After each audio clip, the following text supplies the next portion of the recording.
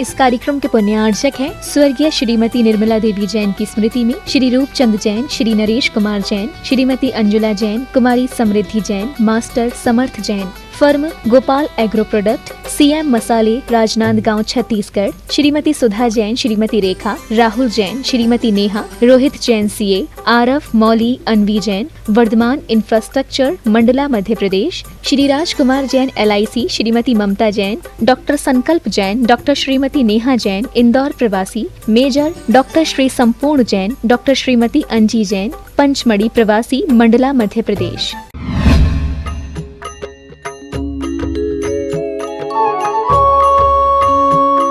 धर्म स्नेही भव्यात्माओं, अभी जय बोल रहे थे और एकाएक मुख से ऐसा निकल रहा था दीक्षा कल्याणक महोत्सव। आचार्य भगवंत ने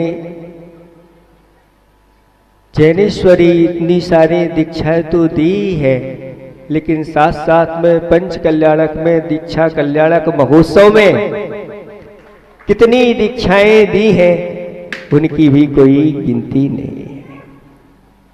ऐसे एक महान आचार्य भगवंत के द्वारा जब ऐसी महान प्रभावना हुई है धर्म की, इस कली काल में जहां चारों तरफ भोगों की प्रधानता है, यह शरीर अन्न का कीड़ा बना हुआ है, और ऐसे कली काल में भी ऐसी युवा अवस्था में यथाजात दिगंबर मुद्रा को धारण कर लेना, इससे बड़ा अतिशय और आपको क्या चाहिए।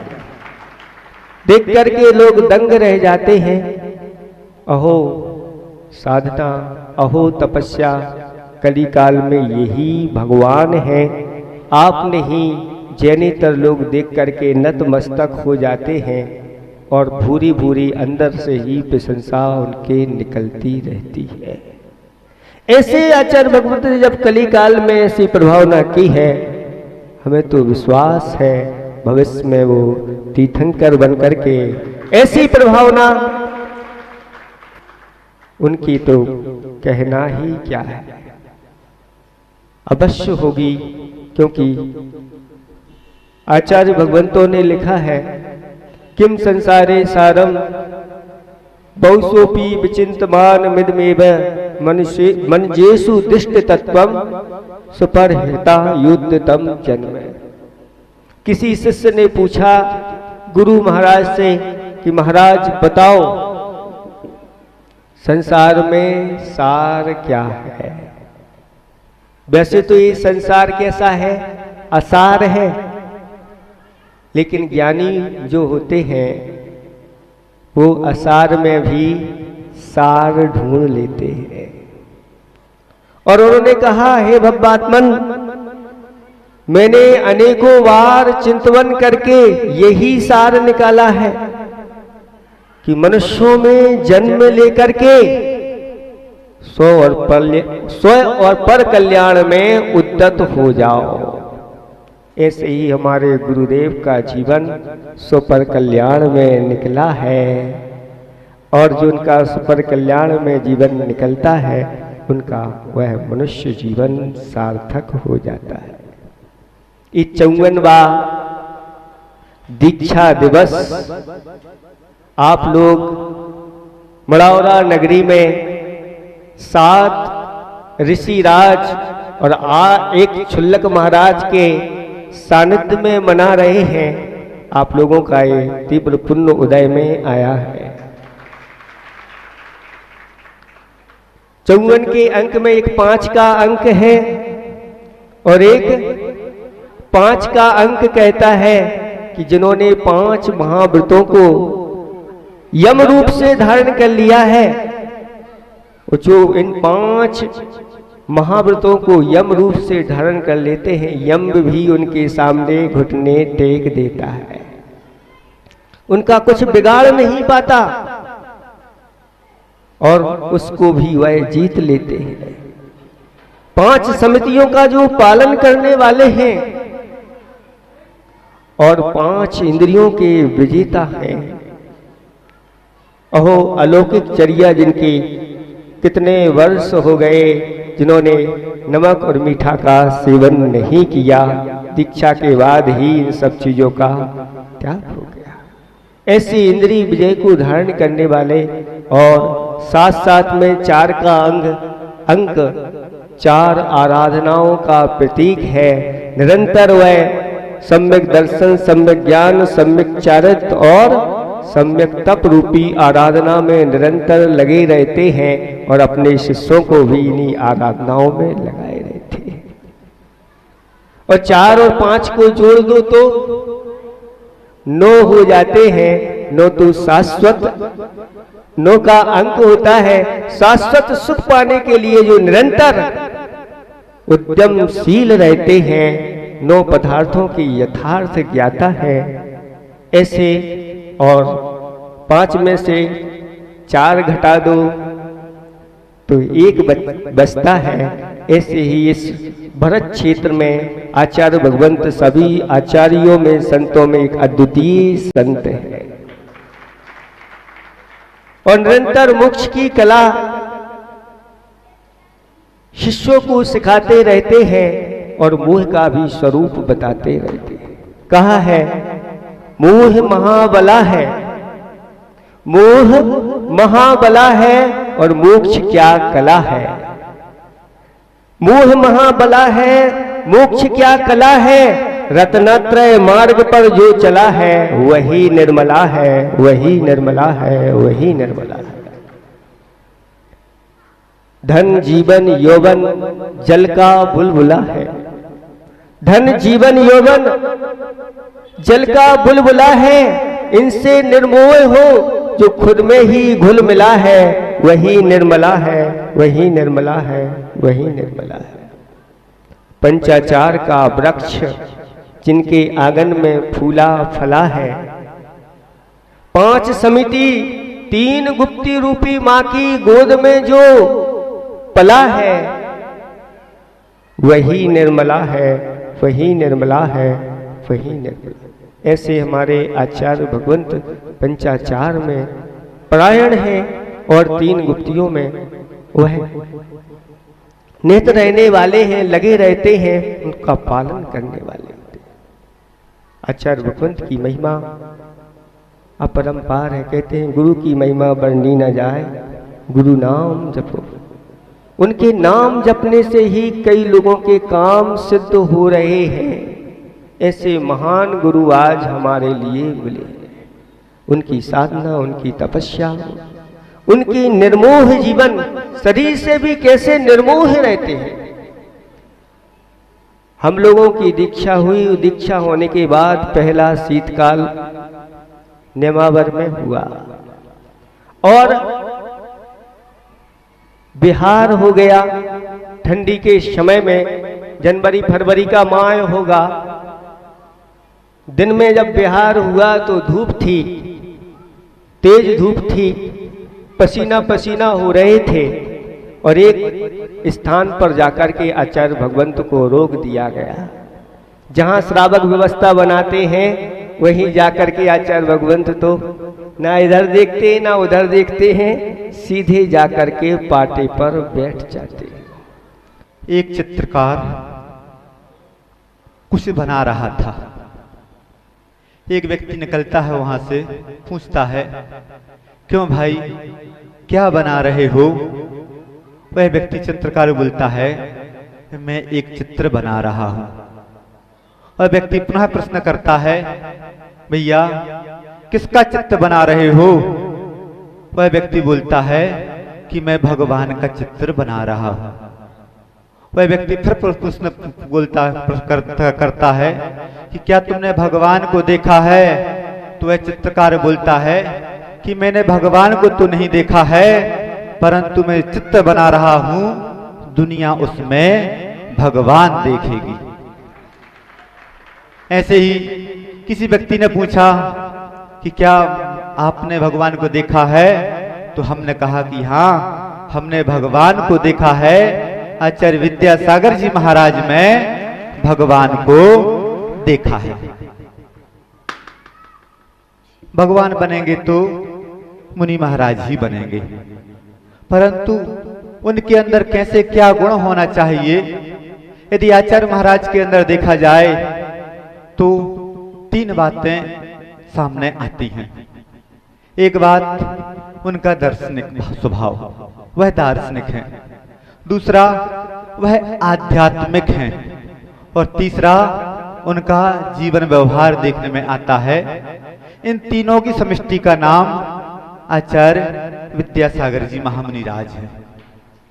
जहां पर दर्शन हो, अध्यात्म हो और जीवन व्यवहार भी हो। दर्शन कैसा उनका दर्शन, क्या उन्होंने उस दर्शन को किसी विद्यालय में पढ़ा, विद्यालय से सीखे? तो नहीं। आज देखा जाए यदि तो सबसे ज्यादा जैन धर्म में पीएचडी हुई है तो आचार्य विद्यासागर महाराज जी के ऊपर ही हुई है। उन्होंने मूक माटी जैसा ग्रंथ लिख दिया कि जो एमए में भी पढ़ाया जा रहा है। अब सोच लीजिए कि 9th क्लास पढ़े हुए व्यक्ति और उनका दर्शन शास्त्र इतना उच्च कोटि का कि एमए में भी वह अपना पाठ्यक्रम की शोभा बढ़ा रहा है। दर्शन और अध्यात्म, बिना दर्शन के अध्यात्म नहीं और अध्यात्म के बिना दर्शन कोई काम का नहीं। आचार्य महाराज के पास जो अध्यात्म है और जो दर्शन है, दर्शन में अनूठे एक से एक चिंतन निकलते आते हैं।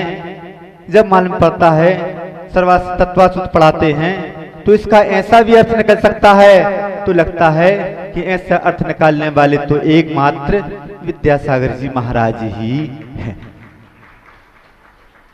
आज के समय में देखा जाए तो दर्शन अलग चीज हो गई और अध्यात्म बिल्कुल अलग हो गया। जब तक दर्शन का अध्यात्म का साथ नहीं मिलेगा तब तक वह दर्शन मात्र किसी प्रकार का उन्नयन करने वाला नहीं होगा, मात्र बातों का जमा खर्च बनकर ही रह जाएगा। तो आचार्य महाराज ने उस दर्शन को अध्यात्म के साथ जोड़कर, हम लोग अमरकंटक में न्याय का विषय पढ़ रहे थे और उस समय आचार्य महाराज ने जो हम लोगों को न्याय का विषय पढ़ाया तो कहा जाता है कि न्याय का विषय कैसा है, तो कहा जाता है कि लोहे के चने चबाने के जैसा दुरूह है। और आचार्य महाराज ने जब हम लोगों को वह न्याय के ग्रंथ परीक्षा मुख पढ़ाया, शास्त्र का स्वाध्याय करवाया, तो ऐसा लगा अध्यात्म कैसा है, तो कहा जाता है अध्यात्म हलवा को खाने के जैसा है।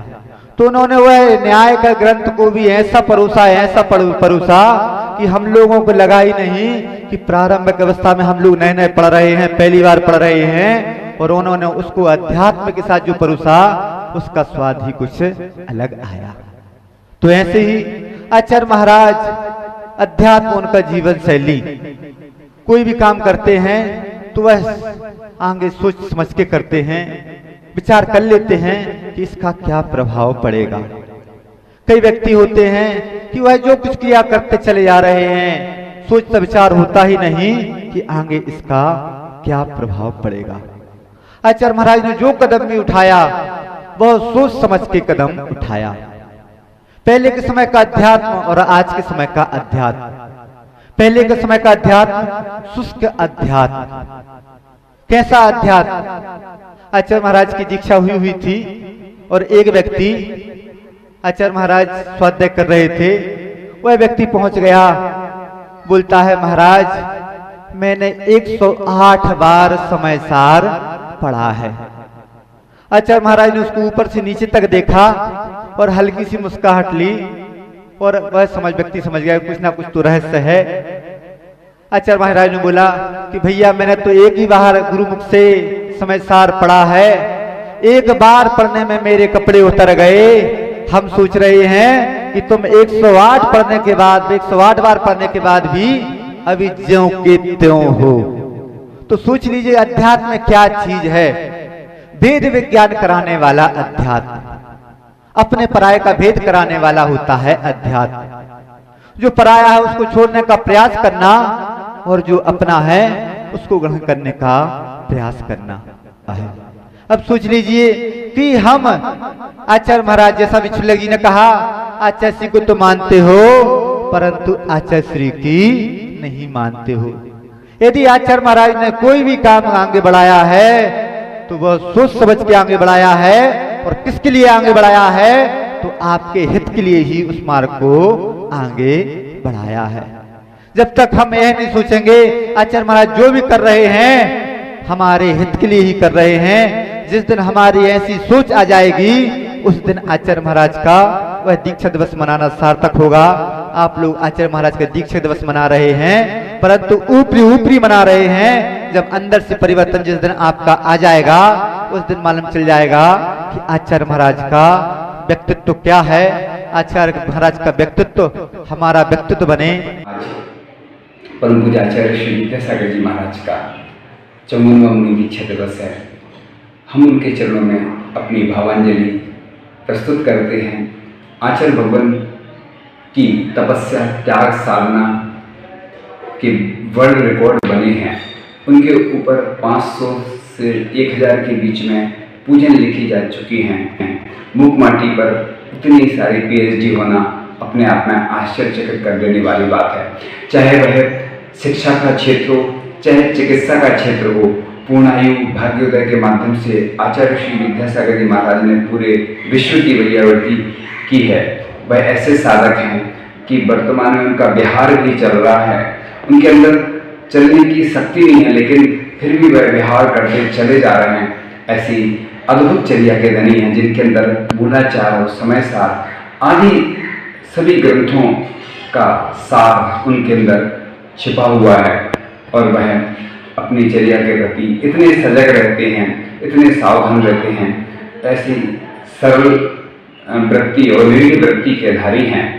आचार्य भगवान दीर्घायु हों, और हम उनका आचार्य पदारोहण दिवस 21 नवंबर 2021 को उनका 50वां आचार्य पदारोहण दिवस भी मनाएं। और मेरी भावना है कि जितने भी ब्रह्मचारी ब्रह्मचारिणी हैं सभी को दीक्षा की प्राप्ति हो। वह उनके माध्यम से, उनके प्रेरणा, मार्गदर्शन और आशीर्वाद से हमारे जो जीर्ण शीर्ण तीर्थ थे उनका जीर्णोद्धार भी हुआ है और नए तीर्थों का उद्गम हुआ है। वह लगभग 51,000 किलोमीटर का पद विहार कर चुके हैं, और हमारी भावना है कि हम इस मुनि दीक्षा दिवस से लेकर उनका आचार्य पदारोहण दिवस तक 4 माह तक अनवरत रूप से उनके गुणगानों का वर्णन करते रहे। उनके संस्मरण, उनके द्वारा जो साहित्य है उसका हम प्रकाशन करवाएं, ऐसी हमारी भावना है। क्योंकि आचार्य भगवान ने हमारे लिए इतना सब कुछ दिया है, जिन साधन की प्रभावना की है। उन्होंने जो अपना साहित्य हम सबके लिए प्रदान किया है, अपनी साधना की कलम से साधना करके अपनी कलम के द्वारा जो उनका रचित साहित्य है, जो ग्रंथ हैं, हमारे लिए वह महान ग्रंथ जो उनके द्वारा रचित हैं वो उनके द्वारा प्राप्त हुए हैं। ऐसे महान गुरु हैं जिनके हम जब संस्मरण सुनाते हैं तो हमारे रोंगटे खड़े हो जाते हैं। वह हमेशा अपने गुरुनाम गुरु पूज्य महाकवि आचार्य श्री ज्ञान सागर जी महाराज का गुणगान करते रहते हैं। ऐसे महान गुरु का मिलना इस काल में दुर्लभ है, क्योंकि संत तो बहुत होते हैं लेकिन जो संत अरहंत बनने की ओर अग्रसर होते हैं ऐसे बिरले संत महान होते हैं। ऐसे संत के चरणों में बारंबार नमोस्तु करते हुए यही भावना भाते हैं।